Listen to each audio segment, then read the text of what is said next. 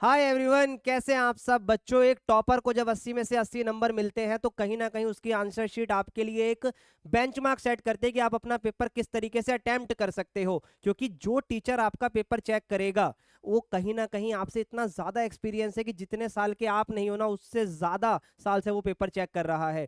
और अगर उस टीचर को आपकी आंसर शीट में कंफर्ट दिखता है, उसको ईज होती है पेपर चेक करने में, तो आपको नंबर भी अच्छे मिलते हैं। अगर आप उसको एक एक क्वेश्चन के लिए इधर उधर भटकना पड़ रहा है, पजल होना पड़ रहा है, इसने क्या काटा है, कैसे लिखा है, मैथ्स के पेपर में खासकर, तो भाई उसको प्रॉब्लम होगी तो आपको भी प्रॉब्लम होगी, और उसको आसानी होगी तो आपको भी नंबर अच्छे मिलेंगे। तो हर एक चीज अपने एक्सपीरियंसेस के हिसाब से मैथ्स के पेपर में क्या चीजों का हमें ध्यान रखना है, हर एक चीज इस वीडियो में बताने वाला हूं। तो पहले हम अच्छे से समझेंगे उन पॉइंटों को, फिर टॉपर की आंसर शीट भी मैं आपको दिखाऊंगा कि उसने कैसे अटेम्प्ट कर रखी है। आइए वीडियो को करते हैं शुरू।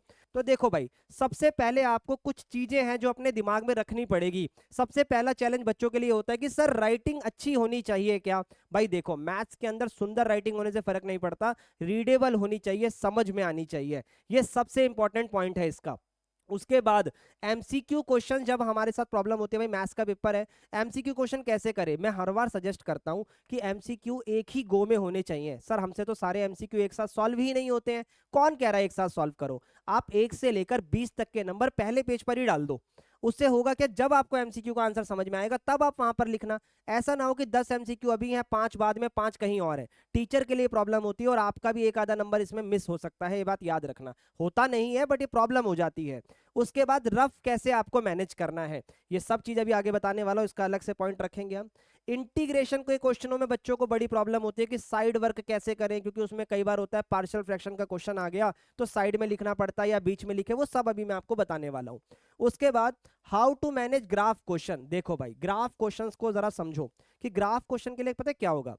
जो मैं आपको एक बार टॉपर की आंसर शीट दिखाता हूं। इसने देखो ग्राफ को ना ये बनाया, ठीक है, यहां पर ग्राफ बना हुआ है, आप देख सकते हो। तो कहीं ना कहीं ये ग्राफ अलग से नहीं आता, आपके आंसर शीट में सिला हुआ आता है, ठीक है। जब ये वहां पर आपके पास दिख रहा है तो आप कोशिश ये करो कि ग्राफ का क्वेश्चन उसके बगल में ही हो, ताकि ग्राफ भी वहीं पर दिखे, क्वेश्चन की जो कैलकुलेशन है वो भी वहीं पर दिखे, जो भी रिटर्न वर्क है। तो टीचर को बड़ी आसानी होती है। अच्छा, ऐसा कुछ नहीं है कि आप अलग जगह कर दोगे तो नंबर कट जाएंगे, टीचर तब भी चेक करता है। इस टॉपर ने भी अलग जगह कर रखा है, उससे कोई प्रॉब्लम नहीं है। बट मेरे एक्सपीरियंसेस के हिसाब से मैं आपको ये बताना चाहूंगा कि जहां आपका ग्राफ पेपर है ना, उसी के बगल में उसका क्वेश्चन करो, उससे आपको बहुत हेल्प मिलेगी, ये गारंटी मेरी है। इवन आपको भी ग्राफ बनाने में, वरना बार बार आपको पेज पलटना पड़ेगा। क्या पॉइंट था, अच्छा 0,2 था, ऐसे करते करते ना कई बार 0,2 का 2,0 हो जाता है। तो ये चीज काफी याद रखनी है ग्राफ के अंदर। ठीक है भाई, आगे बढ़ते हैं। उसके बाद क्या पेपर को सेक्शन वाइज करना होता है। देखो भाई, आप ए टू ई सेक्शन पर मत जाओ, कोई प्रॉब्लम नहीं है, बट ये सजेशन जरूर होगा कि अगर आप एमसीक्यू वाला सेक्शन कर रहे हो तो सारे क्वेश्चन एमसीक्यू के एक साथ हों। अब ए सेक्शन हो जाने के बाद कंपलसरी नहीं है कि आप बी सेक्शन ही करो, आप डी सेक्शन कर लो 5 नंबर वाले, पर फिर उस 5 नंबर के चारों क्वेश्चन को कोशिश करो कि वो एक गो में हो, फिर 3 नंबर वाले एक गो में हो, ताकि टीचर को ये समझना ना पड़े, कंफ्यूजन ना हो कि अच्छा ये 3 नंबर का क्वेश्चन था या 2 नंबर का था, 2 नंबर का था या 5 नंबर का था। ये वाली प्रॉब्लम उसको ना हो, ये बात याद रखना। सेक्शन वाइज में कंपलसरी नहीं है कि आप ए टू ई ही जाओ। अब बस आप ये याद रखो कि अगर एक बार में ए सेक्शन अटेम्प्ट कर रहे हो तो पूरा ए करो, बी कर रहे हो तो पूरा बी करो, पर ए के बाद आप डी भी कर सकते हो, किसी किसी को 5 नंबर के क्वेश्चन पहले करने वो भी कर सकता है। ठीक है भाई, कटिंग कैसे करें। कटिंग भाई बच्चे बड़ी गंदी तरीके से करते हैं, मैं आपको इसके आंसर शीट में दिखाता हूं कि इसने कटिंग कैसे कर रखी है, और यही एक सही तरीका होता है कटिंग करने का। बहुत आइडलाइज आंसर शीट है आपके सामने, देखो बच्चे क्या करते हैं, बस काट दिया जहां मर्जी, ये गलत हो गया ऐसे काट दिया, ऐसे कभी नहीं करते। जितना भी आपका पोर्शन गलत हुआ है, पेंसिल से या पेन से उस पर एक बॉक्स बना दो, ठीक है, और बस उसको बॉक्स बनाने के बाद ऐसे करके काट दो, 2 या 3, इसने फिर भी ज्यादा मार दिया, 2 या 3 4 मार दो, इनफ है। बच्चे क्या करते हैं, इस पे पूरा सा ऐसे ऐसे ऐसे ऐसे भरने लगते हैं, गुलगुले से बना देते हैं। वो नहीं करना है आपको, ये बात आपको याद रखनी है। उसके बाद अगर हम और चीजें इसके बारे में समझे कि भाई कैसे आंसर शीट के अंदर हमें चीजें देखनी है। ब्लैंक स्पेस अगर आपसे छूट जाए, कोई भी आपसे ब्लैंक स्पेस छूट जाता है, तो आपको करना क्या है, उस पर ऐसे लाइन खींच देनी है। ऑल्दो कभी ऐसा होगा नहीं कि टीचर आपका उस पेज के आगे बढ़े ना, वो हमेशा बढ़ेगा, पर फिर भी अगर एक आधा पेज कभी बीच में छूट जाए तो उस पर लाइन खींचकर प्लीज टर्न ओवर पीटीओ लिख देना, अपनी अपनी सेफ्टी के लिए। ऑल्दो टीचर जाता है अगले पेज पर फिर भी लिख देना। उसके बाद डायाग्राम जितना नीट एंड क्लीन हो वो बनाओ, पेंसिल से बना सकते हो तो बहुत अच्छी बात है, बट पेंसिल शार्प होनी चाहिए, अच्छी होनी चाहिए। बाकी पेन से भी बनाओ अगर एक गो में आपका अच्छा बनता है तो, ठीक है। फिर केस स्टडीज, भाई केस स्टडीज कैसे अटेम्प्ट करिए ये भी हम देखने वाले। दो तीन चीजों के बारे में मैं कम डिस्कस कर रहा हूँ क्योंकि वो मैं सीधा आपको आंसर शीट में दिखाऊंगा। और लास्ट में ग्राफ क्वेश्चंस के बारे में तो खैर मैंने आपको बता ही दिया। अब यहाँ पर देखो रफ स्पेस के बारे में मैं आपको चीज बताता हूँ। रफ स्पेस करना कैसे, रफ आपके पास ना 2 या 3 तरीके से होता है, जरा सुनो। जैसे मान लो आप 8वें क्वेश्चन पे हो या 18वें क्वेश्चन पे हो, आंसर शीट है आपकी, तो आप हर पेज पर ना लाइन मत खींचो। मैथ्स का पेपर, इंग्लिश का पेपर नहीं है या हिंदी का पेपर नहीं है कि आप दोनों तरफ लाइन खींचकर उसको छोटा कर दोगे और आंसर बड़ा दिखेगा। ऐसा नहीं करना है आपको। आपको क्या करना है, जिस पेज पर आपको रफ की जरूरत है वहां लाइन खींचो। या तो जो आपकी आंसर शीट होती है 48 पेजेस या वट एवर, जब जितने भी इस बार आएंगे, सबसे लास्ट वाला जो पेज होता है, जैसे आंसर शीट ऐसे पलट दो तो वो रफ का ही होता है। और रफ करते समय ना आपको ध्यान रखना है, जैसे ये पेज है आपका, तो आपको रफ का ना क्वेश्चन नंबर भी लिख लो। ये थोड़ा अजीब लगेगा सुनने में, पर जब कोई बड़ा क्वेश्चन आप कर रहे हो जिसके अंदर रफ ज्यादा इस्तेमाल हो रही है, आप लिख लो।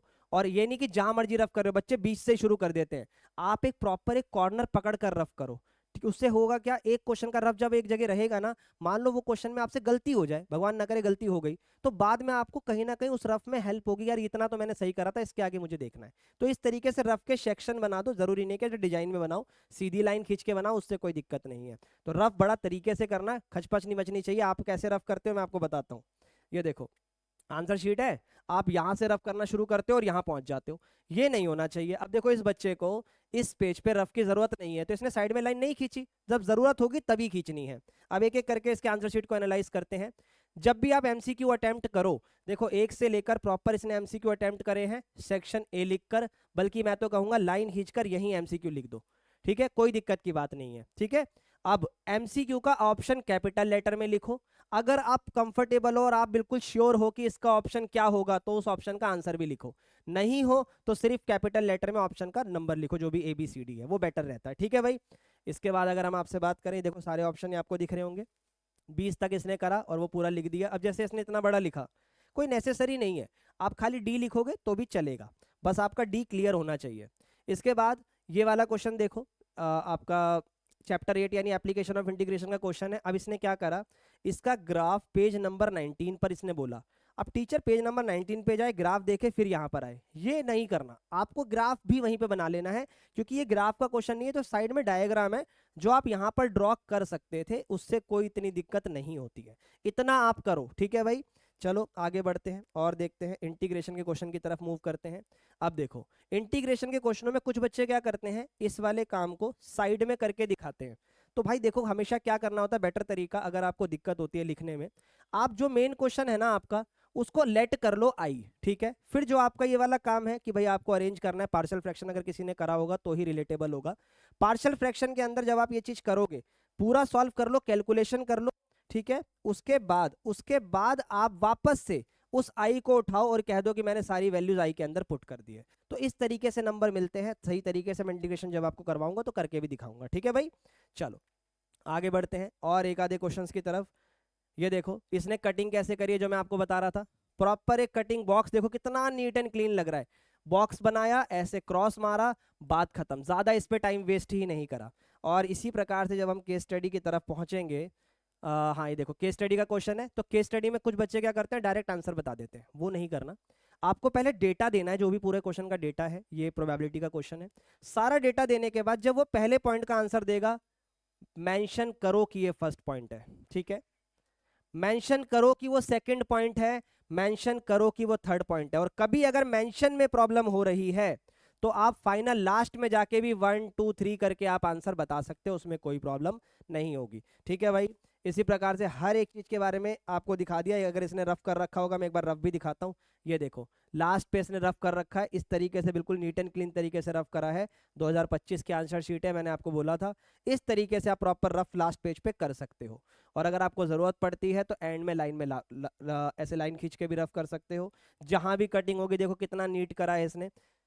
भाई बात ये नहीं कि गलती होती नहीं है, गलती एक टॉपर से भी होती है, एक नॉर्मल बच्चे से भी होती है, पर उस गलती को सही इसकी आंसर शीट में देखो कितनी गलतियां दिखाई है मैंने आपको, पर तब भी इसके नंबर बहुत टॉप क्लास आए हैं, 80 नंबर आए। क्यों आए हैं? क्योंकि ये जो गलतियां है ना, इसने सही तरीके से रिप्रेजेंट करी है। ये नहीं है कि इसकी वजह से टीचर इसके नंबर काट लेगा, क्वेश्चन सही है, नंबर मिलेंगे। प्रेजेंट करने का तरीका कितना प्यारा है।